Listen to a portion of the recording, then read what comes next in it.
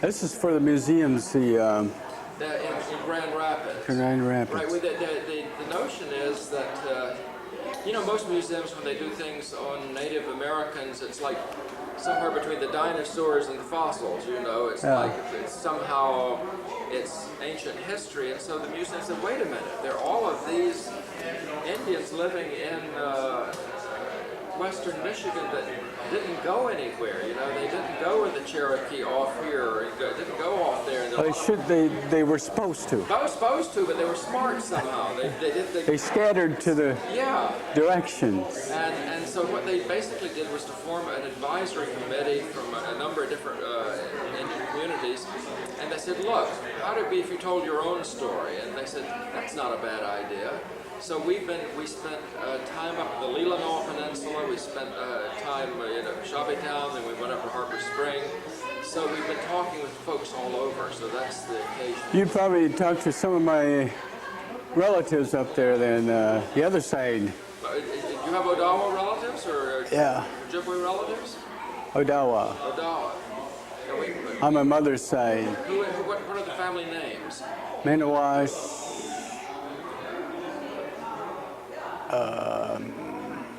Mixabi. Sure, right. Oh, golly, when I want to think about them, I can't. Well, for the record, if you would just give me your name and your mother and father's name and an identification of where we are. Oh, all right. My name is Daniel Rapp, Tribal Chairman, Pokagon Band, and we are located in Dowagiac, Michigan, on Town Hall Road. We're also known as Potawatomi Indian Nation Incorporated, which we call PINI. Yeah, we always have a hard time with that name. Yeah. So if you hear PINI, that means this place. This here is sort of should be a cultural center, or just a center, or just a hall, or just the place. Well, it seems like a lot of things go on. I mean, how long has there been a hall for PINI? Oh, it's been ever since I could took over. Now it was 1986, I believe it was. No, I take that back. There was a hall here, but it burned down. Then that's when I joined the council as the secretary, recording secretary. They kind of railroaded me into that, but I'm not. I don't hold any grudges. I mean, is tribal chair an elected position, or how does one become tribal chair? Tribal chair is an elected position, and I think they had to talk me into running for this because I didn't want it. I was satisfied with just being secretary. Well, what are the duties of being a tribal chair? Duties, holy cow. There's a lot of duties. Residing over the council is one duty.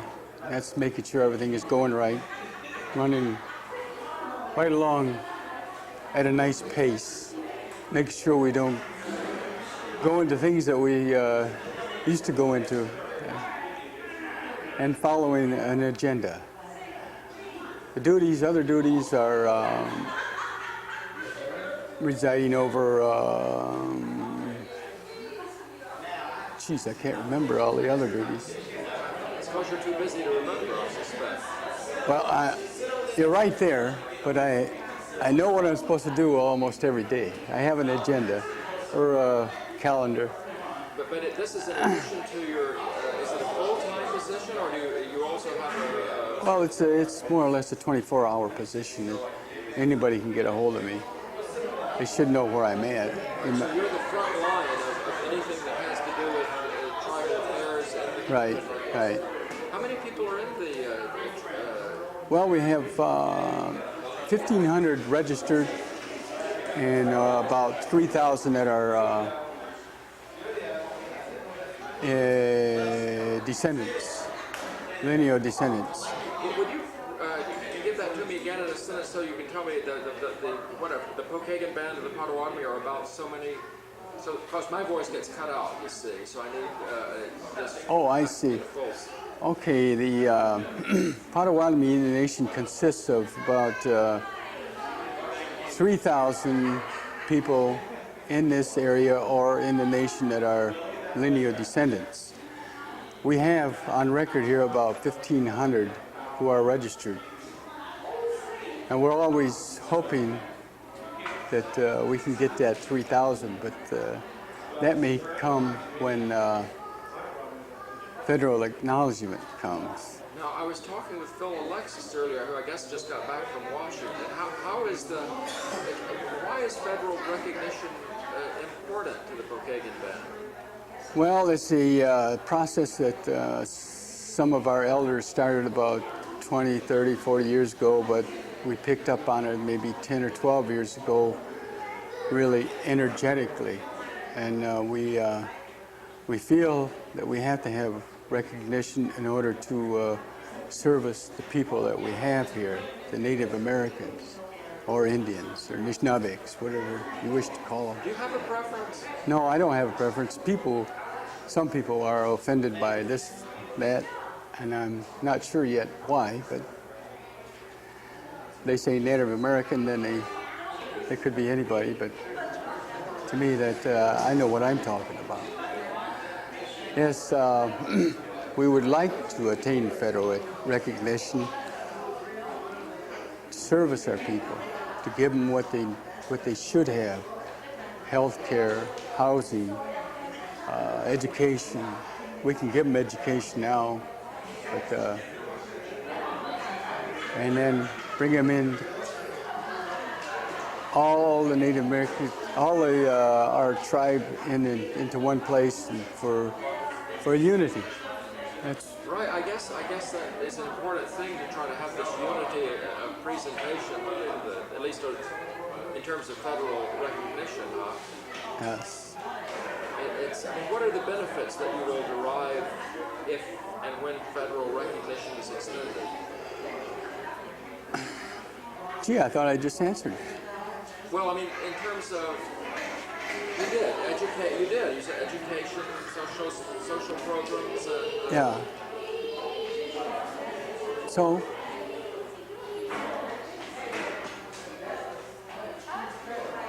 some of the benefits,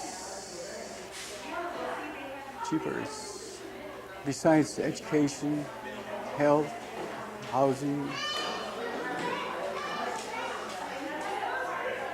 Well, there's probably a lot of them, but I can't think of them right at the moment. That's certainly the major ones that one would come in contact with.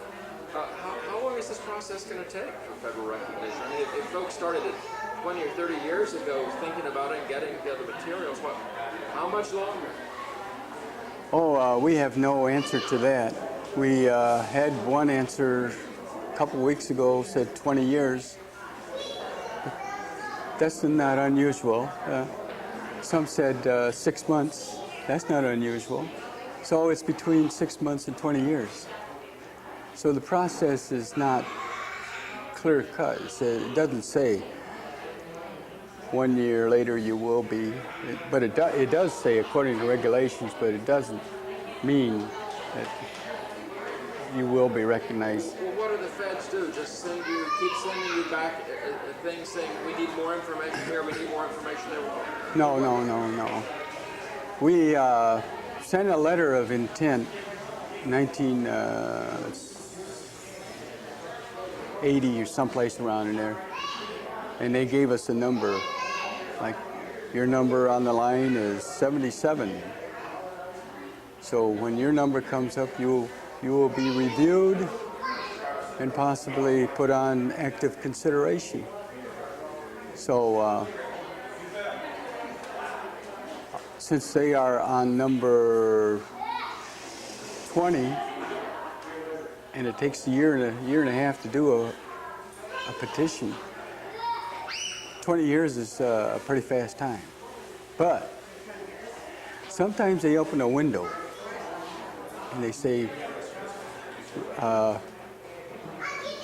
give us some more information and we'll put you on active consideration. Well, that's what they did once. but we were bumped.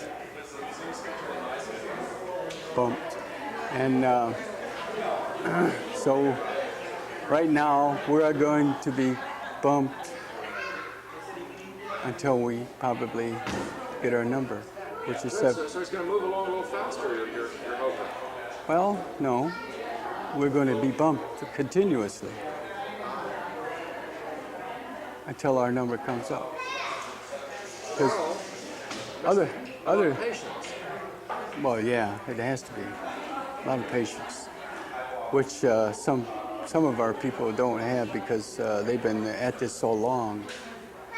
But they want to see it through, and I feel for them because I might not make it either.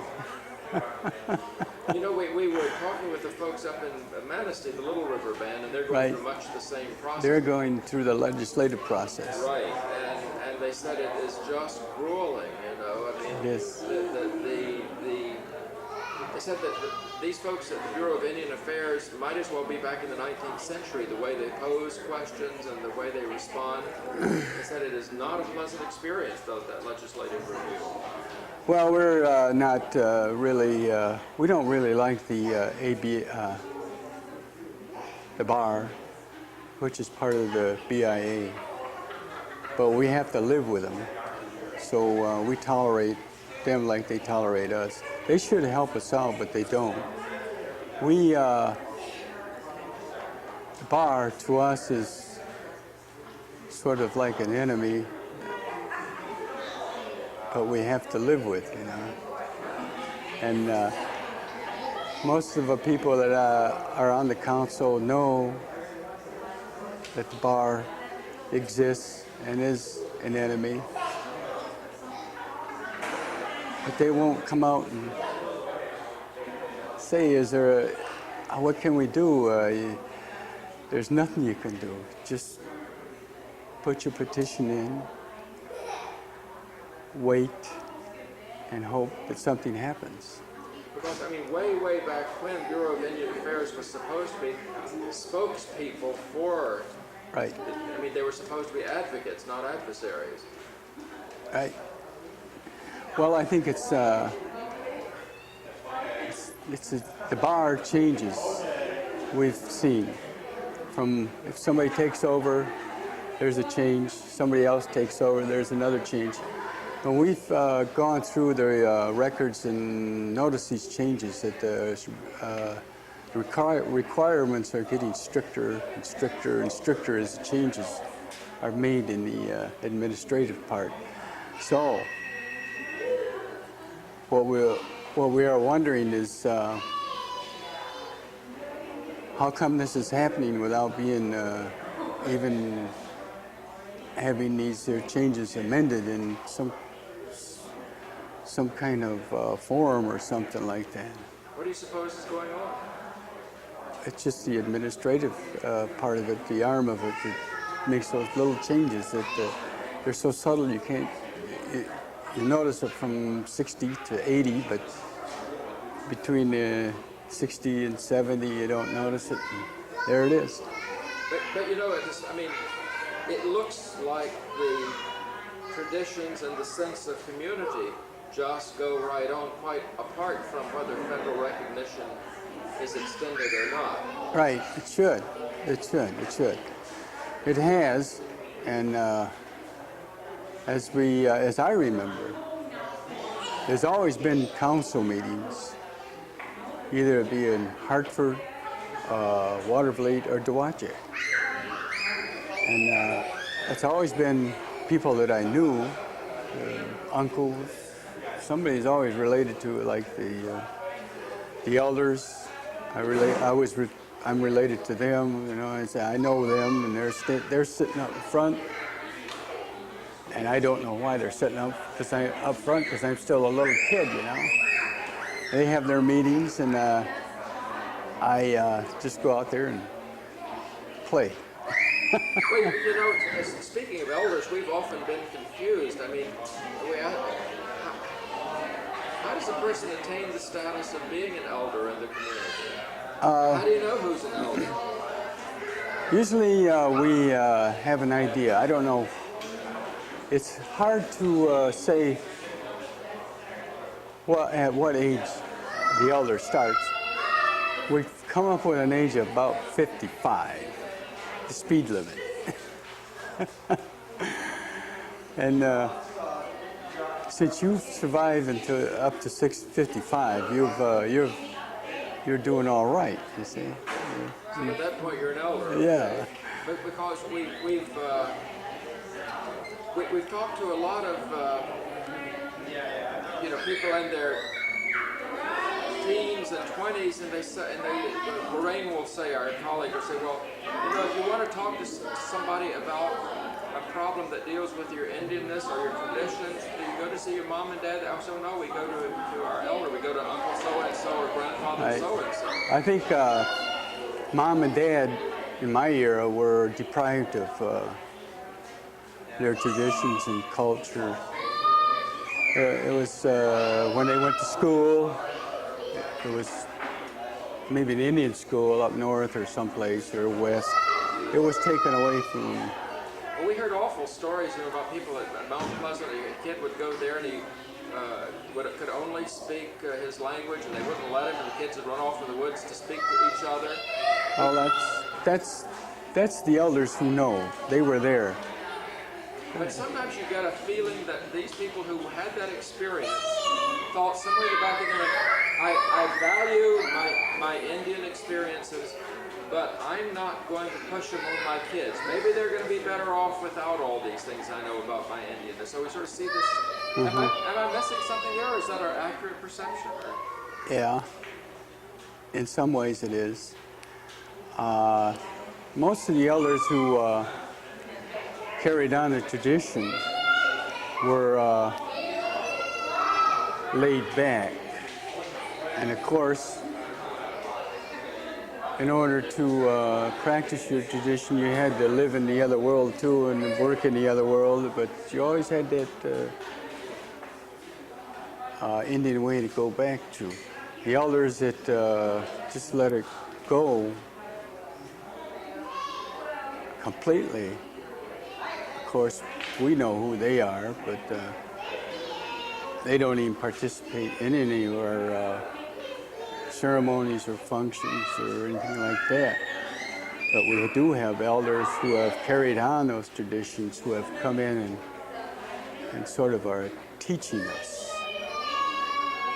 I am 52 right now. Okay. We made it pretty far. We made it pretty far. But I knew nothing 6 years ago, only that I was an Indian. And since then, I have had several teachings. I have gone to other states.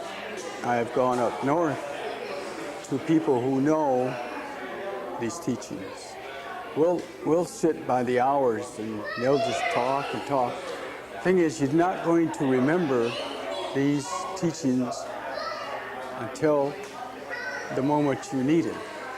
Well, no, this is amazing that you had gone through life to your mid-40s before you somehow came into an awareness of the value of your traditions. What happened in your life to make you recognize or to come back to or to seek out teaching?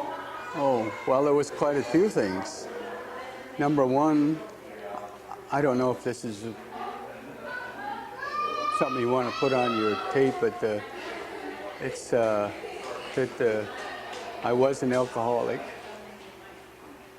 and I had my direction then was just alcohol, and then I got off of it, and I had no idea what I was going to do, but all of a sudden the Indian thing came into view, and I started taking it in, and it got more interesting as I went along.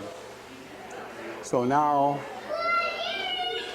my life is social life is all Indian. It's not like it used to be. It's non-Indian. What would you say? I don't associate with the other, even though I work out here and have to. but I don't socialize like I used to. So you find a more responsive or more, how would you categorize, tell me about the difference between, you know, being in a social society with dominant culture folks or being among Indian people who, you know, I mean, what are the, how does it make you feel? What's different about that? Oh, there's a difference. Being in the complete Indian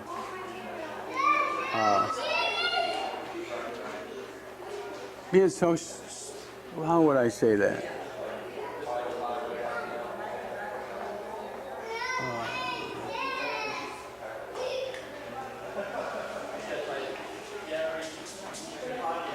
I'm drawing a complete blank right now. That's okay. A bit of difference.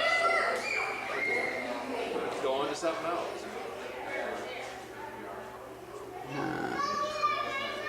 Well, let's just say that my social life is all Indian now because I've accepted the teachings, even though my wife hasn't. That's where we differ. That must be very interesting to be gravitating towards traditional teachings on one side of the family and for another part of the family to think. Yeah, yes, it is. And the thing is, I respect what her religion, and she respects mine. So we're still together. Well, you know, this is the thing that I must say we have seen over and over and over again with the Indian people we've talked to. They will frequently say to us, I can only speak for myself, and I'll tell you what I think and what I feel, but I can't speak for all Indians. I can't speak for all Native Americans. So it's been really sort of refreshing, because a lot of people are perfectly willing to be a spokesperson for everybody, you know. Oh. So it's been sort of refreshing. You know, this word tradition keeps coming up when we talk to people, and it's hard for us to get a fix on what tradition. Oh, yeah. So you can help explain that. That would be helpful. Well, tradition is hard for me to understand too, because actually when you're traditional, you're going back and you're living in the woods. Now, you can't do that now. You have to come back a little ways and live in a way, that way on the weekends or during the weekdays. One thing you got to remember is if you want to be traditional, you have to, I would say it's semi-traditional if you are going to practice it. In other words, you can practice on the weekend. I don't know how we have to call it, a couple of us playing Indian on the weekend, you know. That's traditional. We have to work in a non-traditional way in order to play in our traditional way. In order to support your advice, right? Okay, I understand. And the thing is, traditional, some people have gone overboard, beyond the line, and I think that's all right for them, but when they criticize other people for not being with them beyond that line. You know, it's interesting you would talk about that, Dan, because we have talked to people. Now, mind you, anything I say is, you know, from a very much an outside perspective. Yeah. But we see people that seem to have gone to a re-identification with traditional with such a vengeance. They remind you of converted Catholics. You know, it's like they're gung ho in amazing ways. You know. Well, they probably are gung ho, but well, they are gung ho. They overemphasize themselves to the point where they create enemies instead of friends. You know, I mean, we've talked to a lot of people, and we got gotten a wide range of answers on how, I mean, after all, a lot of Indians were brought up as Methodists, as Catholics. Right. Some of those churches have been just hell to Indians. Others have been all right, and others have been sort of neutral. But you'll find, well, I'll call names. We talked to this sweet Ray Doherty the other day. She just adores her church over there, Silver Lake, is it? Or, at the same time, she is just so proud of the resurgence of traditional values. Right. How do people reconcile maybe the Christian faith they were brought up in and the traditional values that they are suddenly learning and are making feel so wonderful? Well, I think most people feel wonderful because they were, well, let's say churchgoers. Let's just make it Catholic. The Catholic services are really nice. I hate to say it, but nice compared to the Methodist or Baptist or any other Protestant group. But I'd still like to say that I respect those religions. The thing is, I go to church, the Catholic Church, strictly for the services, because I'm beginning to understand them more. And I see that the way we practice our religion, there's a thing there too, our way back in pre-Columbian days, it was almost similar. There was a similarity to it. And whenever I talk to my wife and say that there is a similarity, she says, no, there isn't. Catholic is a Catholic. Yeah. Because I think you're absolutely right. Whether it's Shamado or whether it's Jesus Christ, or there are these similarities in the way one makes the connection. Aren't there? So what happened when we started down here is that people had a hard time adjusting. They were going to church regular, yet they wanted to learn the Indian ways. And they had that in-between, said, which is right and which is wrong, but there is no wrong because both of them are right. And they had a hard time adjusting. Pretty soon they figured they had to make a choice. Here, Native American ways, or the old way, or the church. But actually they didn't have to. They could run both of them at the same time. Well, that is, to my way of thinking, a very enlightened and lovely way of thinking about it, because we do see a lot of people who are, like I say, pulled both ways, Mike Doherty was telling us, said, the local priest was all nervous and upset at this pipe ceremony, and he said the bishop came right in and was just right with him. Well, the bishop knows how to do it now. We've been with the bishop for, 10 or 12 years, I believe. I'm not sure when we started with him, but he accepted us and we accepted him. And yeah, you're right. It just takes the first time, second time, third time, and you know what it's all about. I'll sound jaded when I say this, but every now and then I think, you see that the Catholic Church is opening up like a flower to embrace more ways of relationship with God, with the world, with life. And you think, is this a true change of heart or spirit, or is it just being pragmatic? We're going to lose all of our parishioners unless we loosen up over here. What do you think?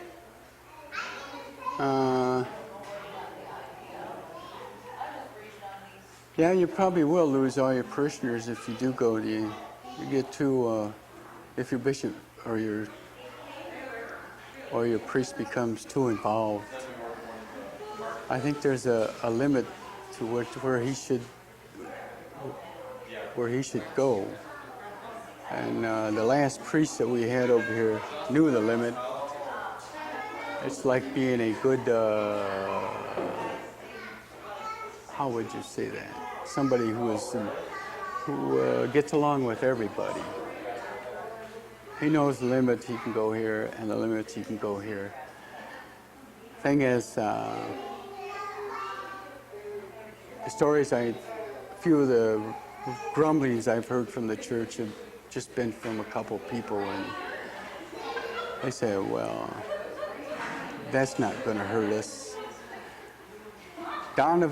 Bishop Donovan wasn't hard to accept because he accepted us right away. He let us do things in the church. He let us do the water ceremony, the pipes, I don't know if we did the fire ceremony in there yet, but it's possible. We might have. I don't know. But when we have a ceremony over there, we bring pipes. And he respects that. He lets us do it, and he takes part in it, too. That's wonderful to see that something like that happening. Have you ever talked to these folks in the Native American church? We were up north in Muskegon yesterday photographing. No, I haven't. It's really interesting. It's a different way of practicing. That's what I heard anyway. Yeah, it is. I guess it is more southwestern than Woodlands, you know. Well, it may be. Then again, it may not be. I can't make any judgments because I haven't been in with that church yet. But when you speak of churches, I went up to Shabbytown last year, and I took part in an old revival. It was just singing one hymn after the other, one hymn. Do you have a favorite? Yes. Let's do 357. And so we went and sang and sang. We sang by about 2 or 3 hours. At the local church? No, it was a small church. And it seems like one person knew every hymn in the book, you know, but she would lead and we would follow. But after we got through singing, we had a small sermon. And we talked to an elder up there and his wife Louie and Esther Kuhn. Now, I don't know whether you met them up in Shabbytown, but he's there with the Catholic Church there. But he said that they've taken, instead of using the conventional incense, they use sweetgrass, tobacco, and sage for the incense. Yeah. Lovely, you know. Yeah. One of the things we're sort of asking, the first exhibit over, I don't know whether Lorraine had a chance to show you the exhibit model over here, but... I looked at it. Good. Well, maybe I'd like an opportunity for Lorraine or Brian to walk you through it. The first area is an area that we're calling, what does it mean to be Anishinaabe? And it's basically as though, you know, a bright 13-year-old who has got one, we were talking to June's son, Zeke, and he says, and I asked him this question, I said, well, what's it like being an Indian in school? He said, it's like having 1 foot here and 1 foot there and doing this wonderful balance. Isn't that a sophisticated answer for a kid that age? This program is what does it mean to be Anishinaabe? And so we were asking everybody, what does it mean to you personally? Suppose you were describing to a child who said, Uncle, I'm in school, I'm making good grades, I'm in Boy Scouts, I'm also an Indian. What does it mean to be an Indian? What does it mean to you personally, then, to be an Indian? Personally? Well, when I think about it, being an Indian to me means that I have a heritage. I have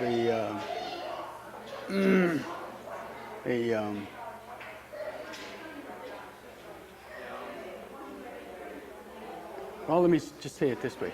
I have a lot of grandfathers who go back so many thousands of years when this land was just covered with trees and water, a lot of animals. And I like to think about that because I say, why do I like being an Indian? And I think about those things, and I say, it's different. It's something that, as I walk across the ground, I know that my ancestors are scattered all over because they didn't bury them in the ground. And as I go over by the lake, maybe Lake Michigan, and I think about being an Indian, I say, would I be smart or stupid back then if I were to try and cross that lake? Because I can't see the other side. If I didn't make it, I would become part of the lake, which is all right, as being part of the land too. And being an Indian, I look at my mother and my father and say, this is how it happened. This is how it continued. I said, she's an Indian, he's an Indian. That makes me a full-blooded Indian. I said, gee, there's still full-blooded Indians in Michigan. And I say, well, am I carrying on the tradition? I married an Indian woman, so I've done my part. And I had an Indian child, and she married an Indian fella. And I said, boy, this is going on real great in this generation. The Indians are just going on and on and on. I'm carrying on my part from way back when. Being an Indian, I've felt in the last maybe 4 or 5 years, I'm different, and I show that I am different right now. I've allowed my hair to grow. I'm in the traditional outfit, like blue jeans, tennis shoes, and t-shirt, and a baseball cap. That is traditional. Terrific. Well, thank you. Yeah. We appreciate it very much. You know, that's very interesting you're talking about, because, you know, we see a lot of times, it's very hard to marry across the fire anymore. You know, everybody's cousins here, there. So you send kids off to college with the most natural thing in the world. If there are not a lot of Indian boys and girls, it's to find a white boy or girl to fall in love with, isn't it? Yeah, it is. You know, I mean, nature being what it is when you're 19 or 20 years old, you know. Well, but what do you think is going to happen as the bloodline perhaps gets more diluted? Will it be possible to preserve the traditions? oh yeah, I think so. I believe that there will be people who will carry them on. They're like people who, as I said, they'll carry it on. They'll pick the ball up and know that they can carry it so far and then, you know, release it to somebody else. That's mainly what my feeling is too, that I'm carrying the ball until the next person comes along to pick it up. Thank you. Yeah. Appreciate it.